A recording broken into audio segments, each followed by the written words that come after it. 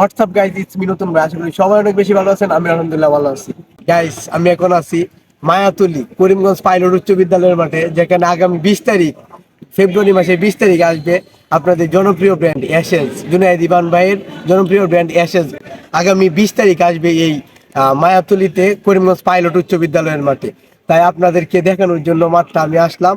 আর এখানে এই জনপ্রিয় ব্র্যান্ড অ্যাশেজ আসার জন্য যারা আয়োজন করছে লোকাল বয়েস, তারা দীর্ঘ 1 মাস 1.5 মাসের প্রচেষ্টায় এই আয়োজনটি করতে যাচ্ছে। তাই আপনারা যারা দূর দূরান্ত থেকে আসবেন, তারা অবশ্যই আগে থেকে টিকিট কনফার্ম করতে হবে।